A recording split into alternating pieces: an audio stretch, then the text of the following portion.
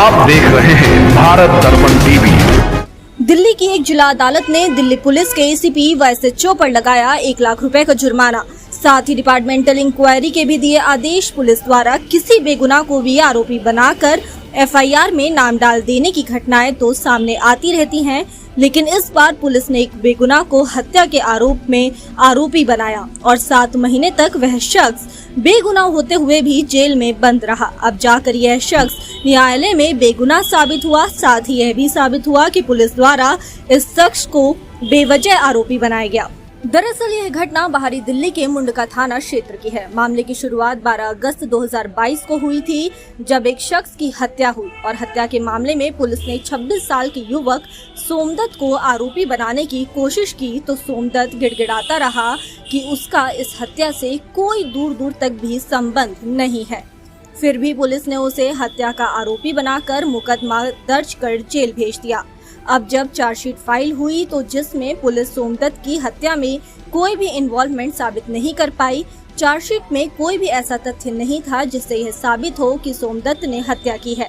अब कोर्ट ने सोमदत्त को बाइज्जत बरी कर दिया। साथ ही मुंडका थाने के एसएचओ व एसीपी पर 1-1 लाख रुपए का जुर्माना लगाया और वह जुर्माना सोमदत्त के परिवार को देना होगा।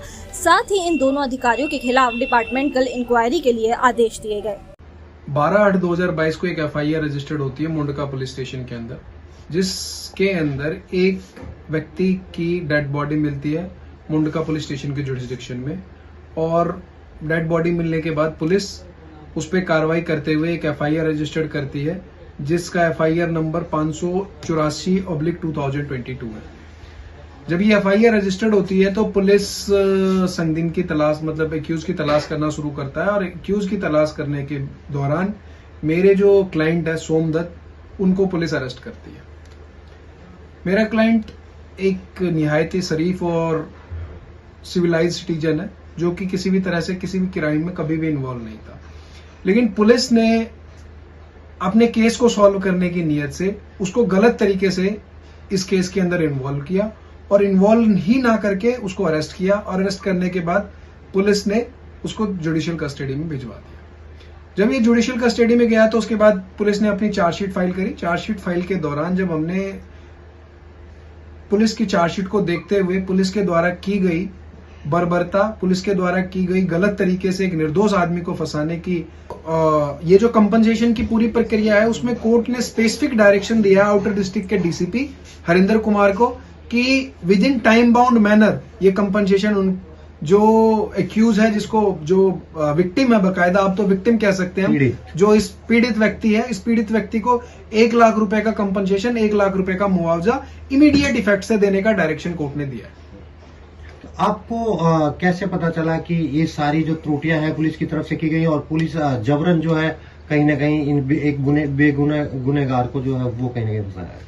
देखिए, बतौर क्रिमिनल लॉयर ये हमारे को प्राइमा फेसाई देखना होता है कि जो आईपीसी और सीआरपीसी के अंदर प्रोविजन दिया गया है, जो कानून है, उस कानून की सारी बारीकियों का ध्यान रखना पड़ता है और उस बारीकियों को देखते हुए हमें ये देखना पड़ता है कि पुलिस ने अपनी तरफ से क्या क्या त्रुटियां करी है और उस त्रुटियों को हम पकड़ करके, उस त्रुटियों को समझ करके जुडिशियल ऑफिसर्स के सामने अपनी बातों को रखते हैं और हमारी बातों से कोर्ट प्रभावित होकर के या हमारी बातों को कोर्ट सत्य मान करके हम जो फैक्चुअल आर्गुमेंट करते हैं, एविडेंटरी आर्गुमेंट करते हैं, उसको अप्रिशिएट करके कोर्ट फैसला सुनाती है। तो इस केस के अंदर प्राइमा फेसाई शुरुआती तौर पे ही पुलिस के पास एक्सेप्ट डिस्क्लोजर स्टेटमेंट कोई एविडेंस नहीं था। प्राइमा फेसाई रूप से ही पुलिस ने अपनी तरफ से लिपापोती। सबसे पहले मैं इस पूरे केस के अंदर की एक बात आपको बताता हूं, मैं पर्सनल एक्सपीरियंस शेयर करता हूं। लोगों के अंदर ये परसेप्शन बन गया है कि जैसे पुलिस आपको अरेस्ट करती है किसी भी केस के अंदर, तो आप जब तक पुलिस चार्जशीट फाइल नहीं करती तब तक आप कुछ मत करिए, चार्जशीट फाइल होने के बाद आप वकील कीजिए। इस तरह का परसेप्शन लोगों के बीच में बन चुका है। लेकिन मैं एक ही चीज कहना चाहूंगा, इस पूरे केस के अंदर जो हमारे को कामयाबी मिली है, उस कामयाबी का सबसे बड़ा कारण यह है कि पीड़ित मतलब एक्यूज जो है, जो पीड़ित है, उस पीड़ित के परिवार ने हमें प्राइमा फेसाई बहुत ही, जैसे ही उसको अरेस्ट किया उसी टाइम पे हमारे को उन्होंने अपॉइंट कर लिया और हमारे को अपॉइंट करने के बाद हमने तुरंत जो हम डॉक्यूमेंट्स, जो हम एविडेंस कलेक्ट कर सकते हैं, जो एविडेंस अवेलेबल होता है उस एविडेंस को हमने, जो टाइम के साथ एविडेंस खराब हो जाता है, खत्म हो जाता है, उस एविडेंस को हमने तुरंत कलेक्ट करने की कोशिश करी। और उस कलेक्शन के बिहार पे जब हमने अपनी तरफ से कोर्ट के अंदर सपोर्टिंग एविडेंस दिया कि सर ये और ये इस सिचुएशन में इस तरह से हुआ है, या जैसे कि आप सीसीटीवी फुटेज से रिलेटेड चीजें हो, चाहे वो लोकेशन से रिलेटेड फुटेज हो, या कहीं अगर किसी अदर स्पेस। पीड़ित के एडवोकेट का कहना है कि 10 द्वारा हत्या के मामले को जल्दी रफा दफा करने के लिए किसी भी शख्स को आरोपी बनाकर जेल में डाल दिया। फिलहाल पीड़ित के परिवार का कहना है कि न्यायालय से उनके बेटे को इंसाफ मिला है और उन्हें न्यायालय पर ही भरोसा था, क्योंकि पुलिस के अधिकारियों ने तो उनकी कोई बात नहीं सुनी। राजीव मैं टीवी रोड पे रहता हूँ, छोटी सी मेरी दुकान है, मैं उसी से गुजारा करता हूँ। प्लस मेरे 4 बच्चे हैं, 3 लड़की और छोटा लड़का था। ये लड़का बहुत शरीफ था और आज तक किसी ने मतलब कोई गली के मोहल्ले के अंदर ये कह सकता है ये लड़का ऐसा है या उसका बाप ऐसा है, और आज तक ऐसा कोई काम नहीं हुआ। 32-33 साल से मैं रह रहा हूँ और मादीपुर गांव का रहने वाला हूँ। मैं जब ये केस में मैं लड़का झूठे केस में फंसा था तो मैं खुदा नखास्ता अमित डॉक्टर साहब है उनसे मिला था। उनसे मिलने के बाद उन्होंने बताया भारत जी का नाम कि भारत जी से मिल लो, जिनको मैं पहले भी जानता था मैंने को, क्योंकि ये भी यहीं रहते पहले और मैं भी यहीं रहता हूँ। तो उन्होंने बताया जब उनसे मिला तो उन्होंने कहा भी ठीक है, कानून कार्रवाई जो वैसा भी होगा मैं जायज़ करूँगा, तो जैसा मेरे से बन सका मैं वैसा ही करूँगा। तो इन्होंने 3 या 4 महीने के अंदर लड़ाई लड़के मेरे लड़के को बाइज्जत बरी करवा दिया है और उन पुलिस वालों के खिलाफ जो है कार्रवाई बैठ चुकी है। और परसों यही बात हुई तो मेरे को बहुत खुशी हुई कि वकील साहब ने मिल के और जज साहब की मेहरबानी से मेरा बच्चा बाइज्जत बरी हो चुका।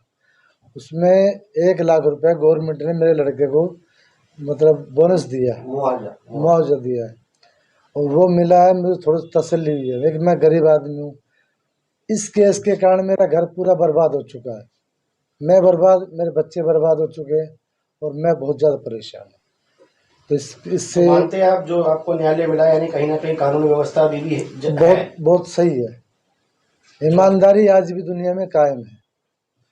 क्या कहेंगे वकील साहब को, जिस तरह से उन्होंने निस्वार्थ आपकी वो सहयोग किया है और जो दिल्ली पुलिस के साथ कार्रवाई की भी बात की जा रही है और लगातार जो है वो मुआवजे की भी बात की जा रही है। इन्होंने दिल और जान से अपनी मेहनत पूरी करी है और इन्होंने मेरे को जिताया चीज में।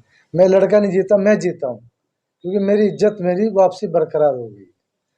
और इसके खिलाफ जो पेपर में निकाल दिया गया था पहले भी कि सोमदत्त मर्डर केस में बंद हो गया, तुम गली वाले भी कह रहे थे कि लड़का ऐसा नहीं है और ना ऐसा कर सकता। ये है अलग बात है कि मीडिया में वो सीसी कैमरे में उन्होंने पकड़ा था और मैंने उस पुलिस वालों से भी कहा था कि सर मेरा लड़का ऐसा नहीं है, आप पूरी कॉलोनी में जानकारी लीजिए। उन्होंने मेरे सुने या मेरे लड़के के सुने, उसको बंद कर दिया, रिमांड खींच के और झूठे केस में फंसा। अब देखने वाली बात होगी कि डिपार्टमेंटल इंक्वायरी में क्या मामला निकलकर सामने आता है। पुलिस इंक्वायरी में भी पुलिस इनको दोषी पाती है या पुलिस को ही बचाएगी, यह तो आने वाले समय ही बताएगा। दिल्ली से सेजल प्रजापति की रिपोर्ट।